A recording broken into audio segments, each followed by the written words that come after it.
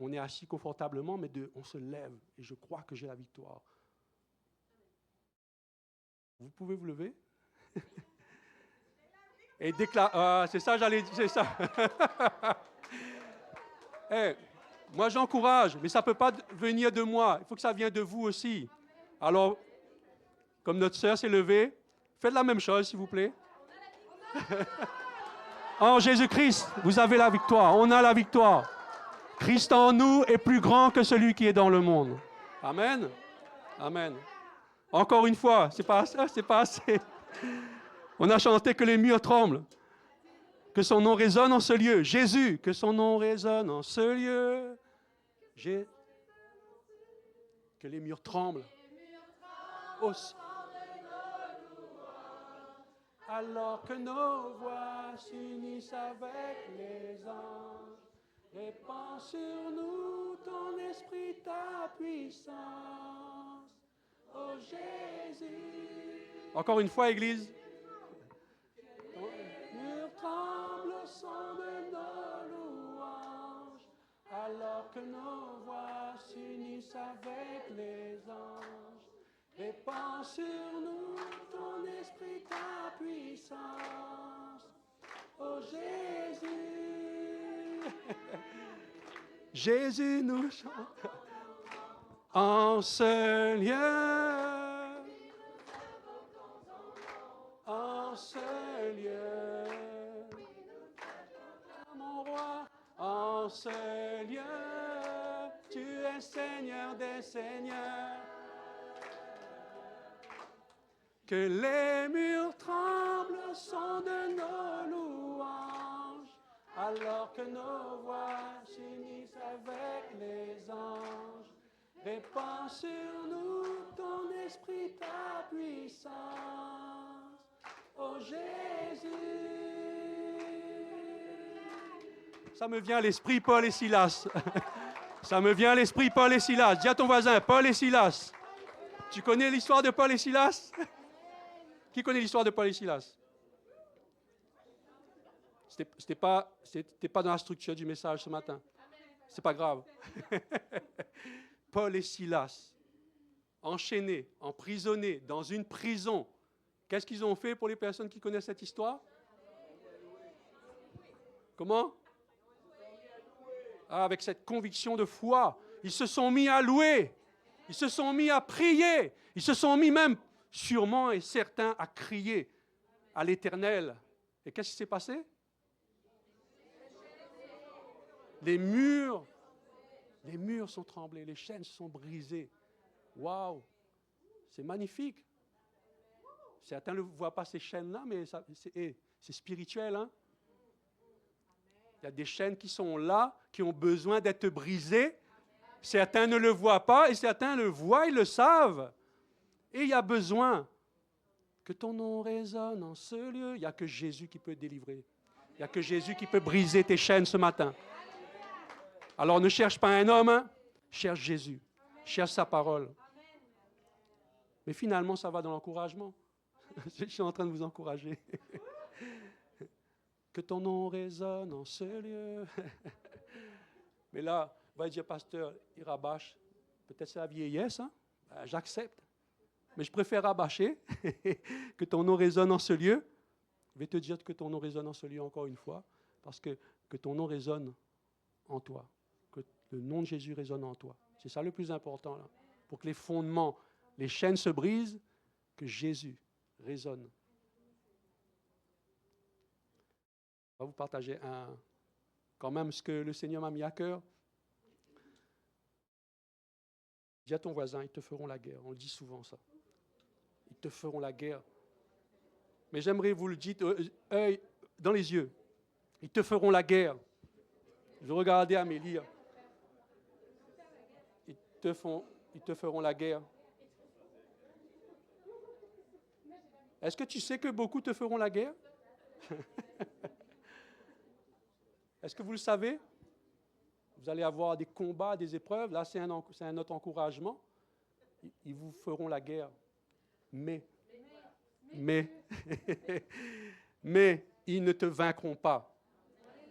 Mais Jérémie 1, verset 19. Pour ceux qui croient que peut-être il y a une euphorie dans ce lieu, ou une ivresse, oui, du Saint-Esprit, mais il y a la parole de Dieu. Jérémie 1, verset 19. Ils te feront la guerre, mais ils ne te vaincront pas. Car je suis avec toi pour te délivrer. Croyez-vous cela? Croyez-vous cela? Je vais vous dire que moi, je le crois parfaitement, clairement, parce que ce que je vais vous lire par la suite, c'est une évidence pour moi. Et ça va être une évidence pour vous. Pourquoi je vous dis ça? Jésus à la croix, il a tout accompli. Il a dépouillé les dominations, les autorités, les a livrés publiquement en spectacle en triomphant d'elle à la croix. Il y a deux versions différentes, version parole de vie vivante et parole de vie, pardon. Il a démasqué et puis a désarmé toute autorité. Il a démasqué et désarmé toute autorité qui avait autorité et pouvoir. Il a présenté ses esprits devant tout le monde. Il les a traînés comme des prisonniers dans le défilé victorieux de son Fils, Jésus-Christ. Vous comprenez ça? Waouh, moi je dis waouh, ça. Hein? Je ne sais pas si vous le réalisez. Vous le réalisez? On vous a donné la référence? Vous voulez la référence? Colossiens 2,15. Colossiens 2,15, 3 versions. Louis II, parole vivante et parole. Vous pouvez voir la version Semeur aussi, il n'y a pas de problème avec ça. L'important, c'est de saisir ce que Dieu est en train de nous dire ce matin. Il a démasqué puis désarmé. Wow. Démasqué, désarmé toute autorité. Dieu a enlevé toute puissance aux esprits qui avaient autorité et pouvoir. Toute puissance. Vous vous rendez compte?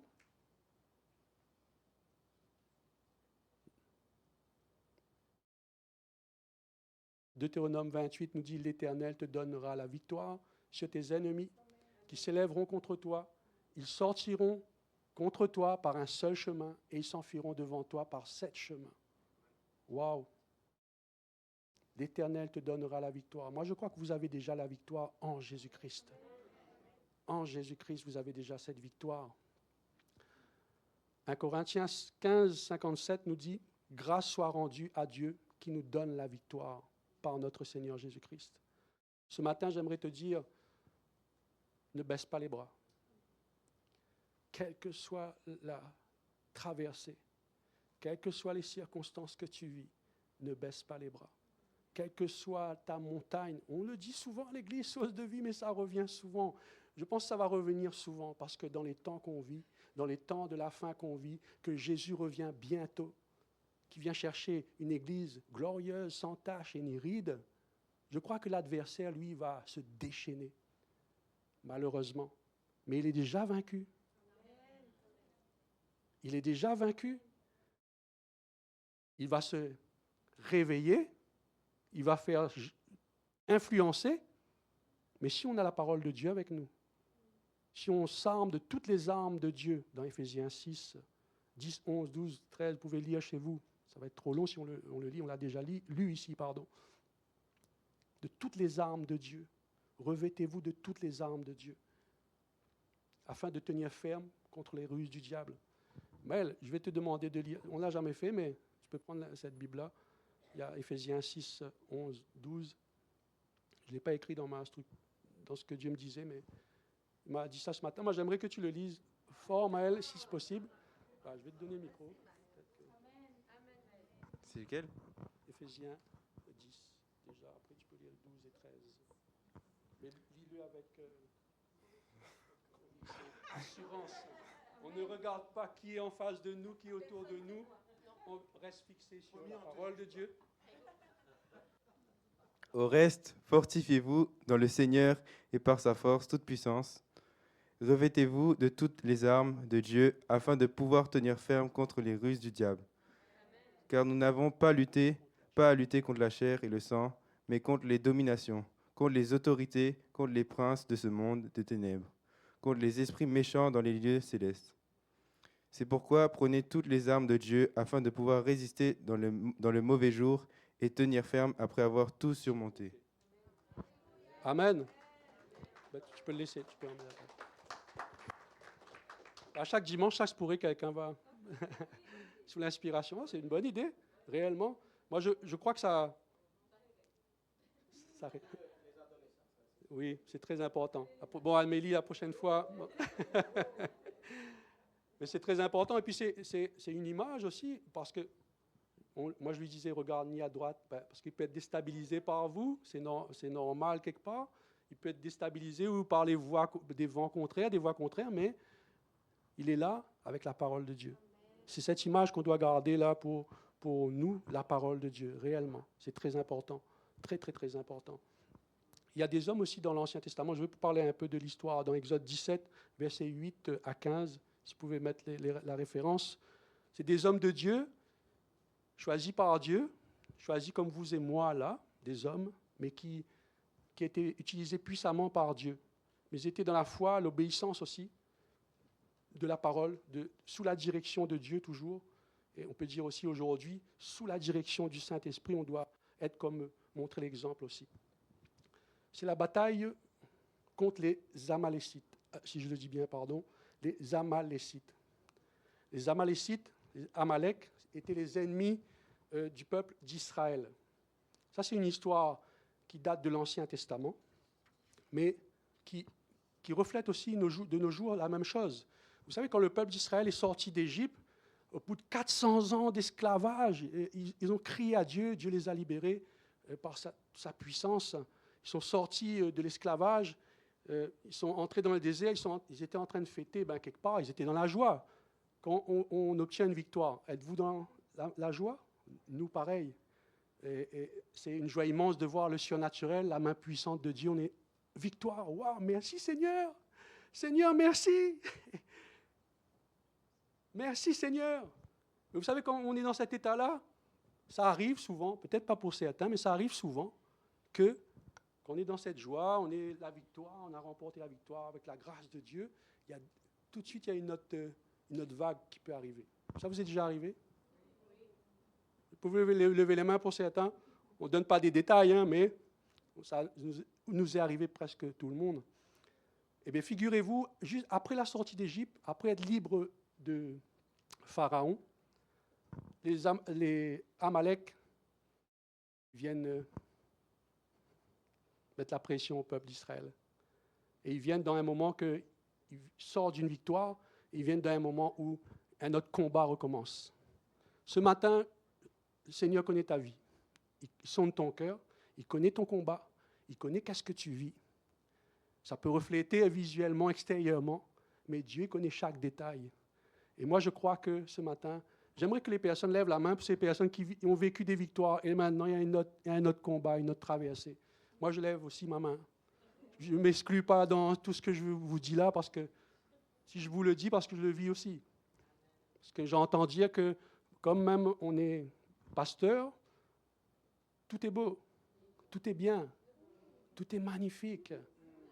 On n'a pas de problème. Pourquoi? J'ai déjà entendu ça. Pourquoi avez-vous des problèmes? Pourquoi tout le temps vous avez des problèmes? Non, mais vous aussi, vous avez tout le temps des problèmes. Pourquoi il y a tout le temps des épreuves? Pourquoi tout le temps il y a des défis? Parce que le diable n'aime pas ça non plus, lui, il veut diviser, il veut mettre le désordre, il veut mettre la zizanie. Quand un peuple s'assemble pour adorer le Seigneur, c'est sûr que le diable n'aime pas ça. C'est sûr qu'il n'aime pas ça. Et moi, je vous encourage ce matin. C'est un encouragement d'entendre ce message. Quand on voit le peuple Amalek sont venus pour... Amalek. Amalécite, mais c'est Amalek. Oui. Mais bon, c'est pas grave. Vous m'avez compris? Ils sont venus faire la guerre au peuple d'Israël. Je vais vous lire l'histoire. Exode 17, 8. Vous pouvez le mettre à l'écran, s'il vous plaît. Ces 4 hommes, c'est Moïse, Aaron, Hur et Josué. On va commencer au verset 9. Amalek vint combattre Israël à Réphidim. Réphidim, si on peut voir un peu qu'est-ce que ça veut dire, c'est un lieu de repos pour le peuple d'Israël, parce qu'ils sortent dans un autre combat. Verset 9. Alors Moïse dit à Josué, « Choisis-nous des hommes, sors et combat Amalek. Demain, je me tiendrai sur le sommet de la colline, la verge de Dieu dans ma main. » Josué fit ce que lui avait dit Moïse. Pour combattre Amalek, et Moïse, Aaron et Hur montèrent au sommet de la colline. Lorsque Moïse élevait sa main, Israël était le plus fort. Et lorsqu'il baissait sa main, Amalek était le plus fort. Les mains de Moïse étant fatiguées, ils prirent une pierre, ils placèrent sous lui, et il s'assit dessus. Aaron et Hur soutenaient ses mains l'un d'un côté, l'autre de l'autre, et ses mains restèrent fermes jusqu'au coucher du soleil. Ça a été long, vous pouvez comprendre ça. Verset 14, l'Éternel dit à Moïse, « Écris cela dans le livre pour que le souvenir s'en conserve, et déclare à Josué que j'effacerai la mémoire d'Amalek de dessous les cieux. » Moïse bâtit un autel et lui donna pour nom l'Éternel, ma bannière. L'Éternel, ma bannière, parce qu'ils ont eu la victoire avec la gloire, la grâce de Dieu. Oui, on peut lire au verset 11 que Moïse leva la main. Israël était plus fort. Je vous invite à faire la même chose. Oubliez 2024, là. Oubliez ce qui s'est passé en 2024. Maintenant, on est dans 2025. Levez la main en haut comme ça. Si on tient comme ça une journée, 5 heures, c'est possible? 3 semaines. Non? Mais comme nous sommes nombreux et comme nous sommes ensemble, si quelqu'un, à un moment donné, vous voyez une difficulté ou une faiblesse, qu'allons-nous faire? C'est un peu représenter un peu le combat qu'il vivait là, un soutien. Ça peut être l'époux avec l'épouse, la femme qui est comme ça en prière, le mari, ou l'inverse aussi. Ça peut être le fils, ça peut être aussi ma voisine, frère et sœur, qui est dans le combat, mais à un moment donné, qu'est-ce qu'on fait dans ce cas-là? Nous, en tant qu'Église, je parle pour vous, je ne parle pas pour les... Là, ce message est centré sur nous ce matin, à être ensemble, à soutenir.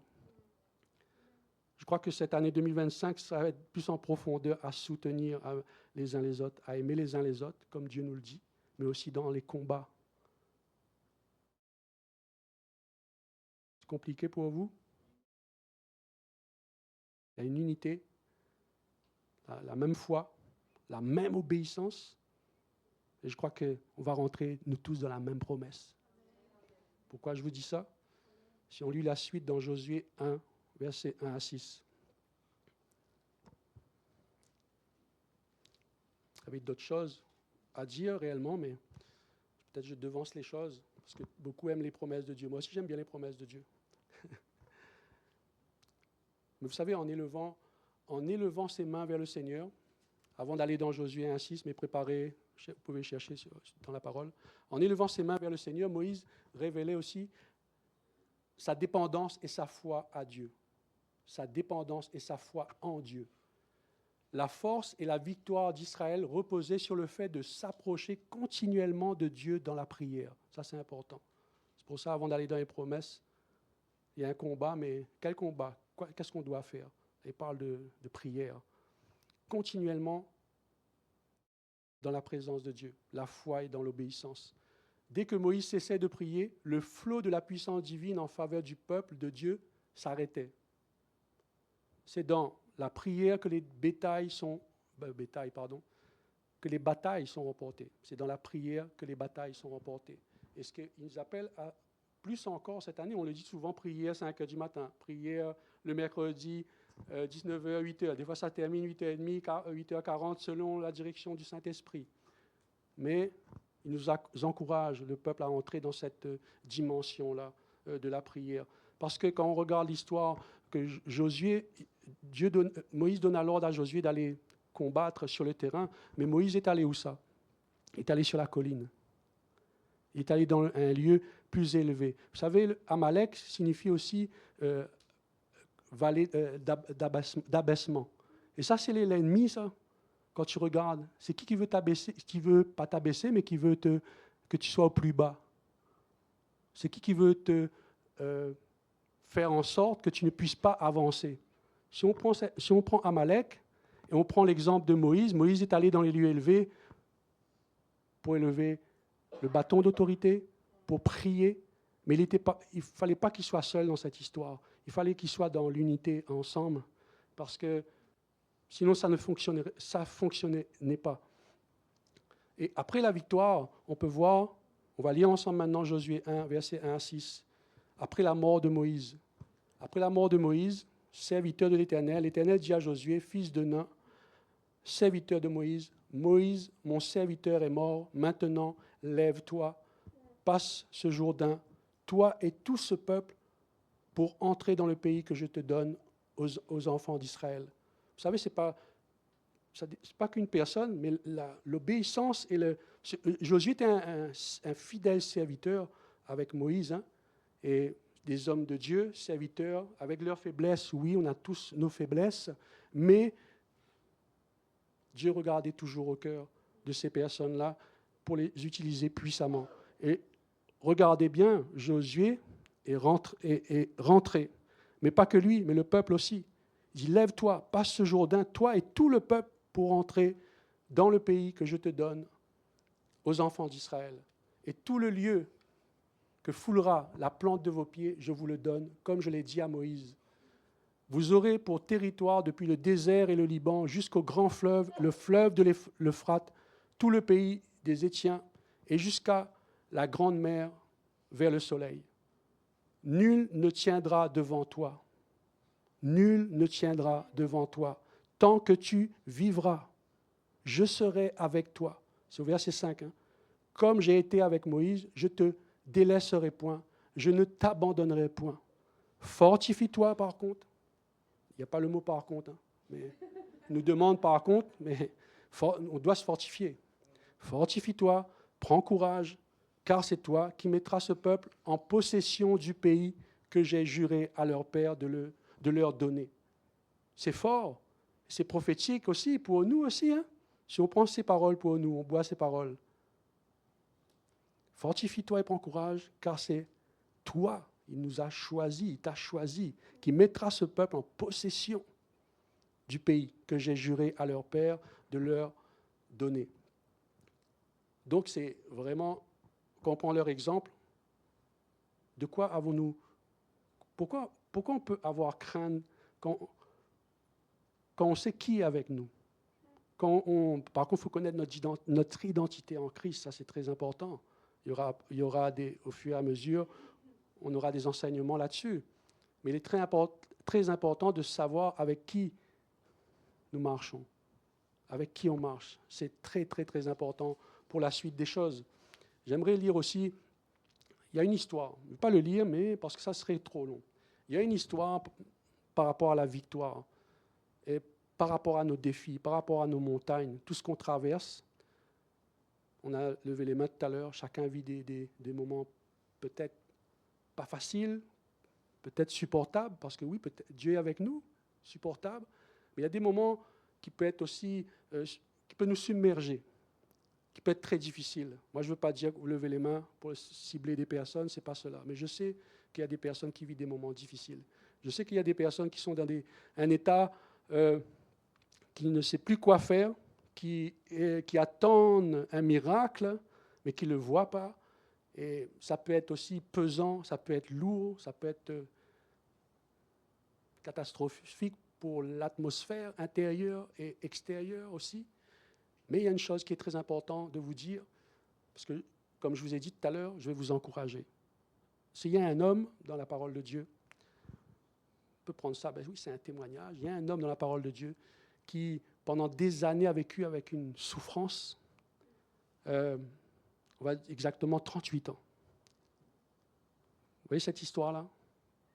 La piscine de la maison de la miséricorde, la maison de l'amour, mais pour vous dire que cet homme, pendant 38 ans, mes frères et sœurs, dans le même état, waouh!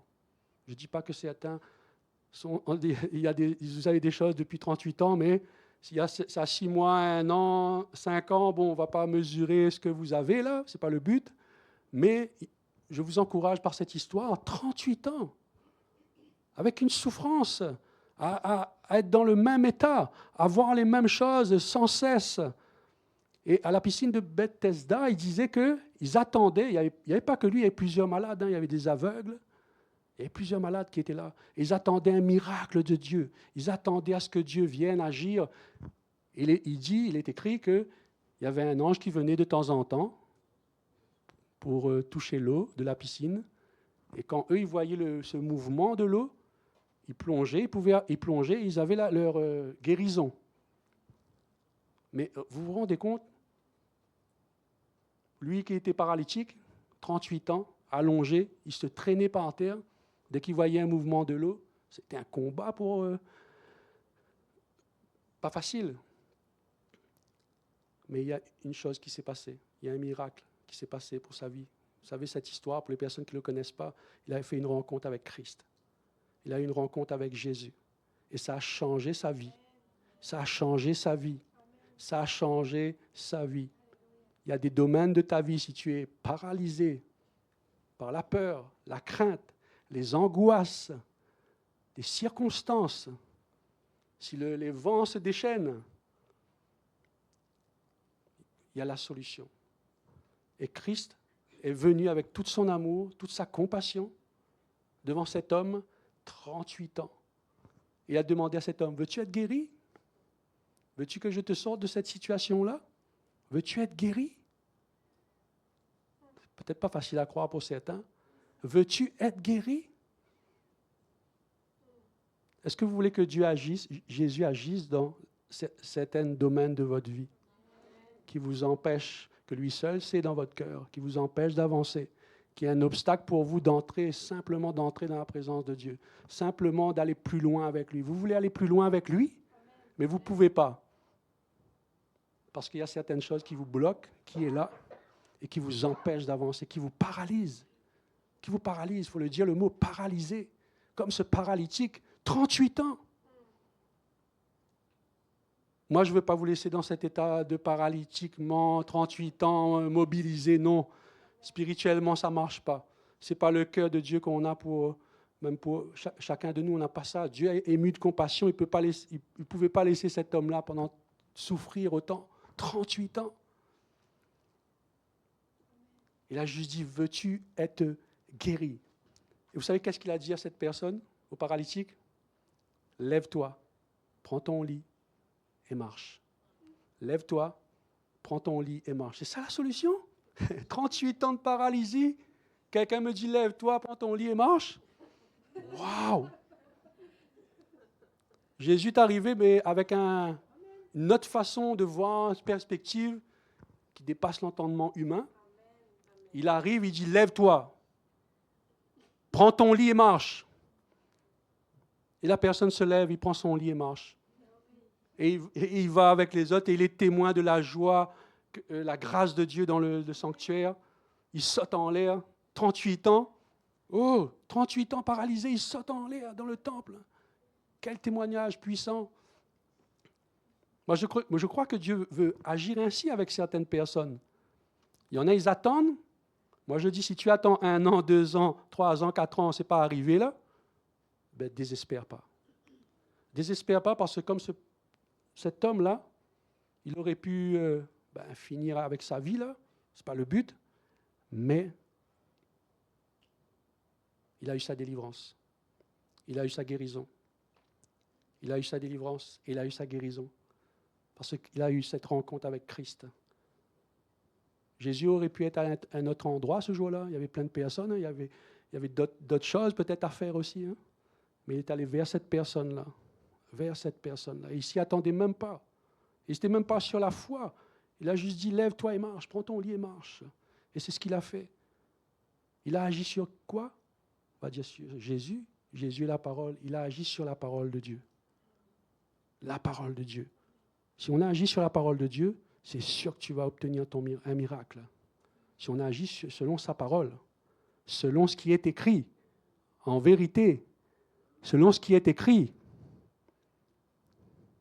il va agir. Moi, je le crois. Il y a l'histoire. Quand on parle, c'est plus dans l'évangélisation, on va détourner un peu la chose, mais rappelez-vous quand les disciples étaient sur la barque et Jésus leur a dit, aller en profondeur, jette ton filet. Ils auraient pu, ah non, moi, non, fatigué toute la nuit. Pourtant, Pierre était un pêcheur professionnel. Hein. C'est un pêcheur, c'est son gagne-pain, c'est son travail. Il aurait pu dire, moi, non, je suis fatigué. Mais il s'est appuyé sur la parole de Dieu. Il dit, sur ta parole, je vais agir, Père. Sur ta parole, je vais agir, Père. Je crois qu'on doit aller dans cette optique-là, cette ligne-là, directive. Amen. Je vais inviter à l'équipe de louange venir, mais je sais que Fred est parti un moment. Mais il n'y a pas de problème avec ça. C'est juste de dire qu'on peut chanter ce chant qui résonne en ce lieu. Alors Alain a dit, ah oui, ce n'est pas dérangeant. On est tous des instruments, on est tous appelés à louer, à adorer le Seigneur. Mais est-ce que je voulais vous encourager ce matin de ne pas perdre espoir, de ne pas vous décourager de ce que vous voyez. La parole nous dit bien car l'amour de Dieu consiste à garder ses commandements, et ses commandements ne sont pas pénibles. Ces commandements ne sont pas pénibles, car tout ce qui est né de Dieu triomphe du monde. Et la victoire qui triomphe du monde, c'est notre foi aussi. C'est notre foi. Donc moi, je vous encourage les uns les autres, ensemble, si on voit quelqu'un qui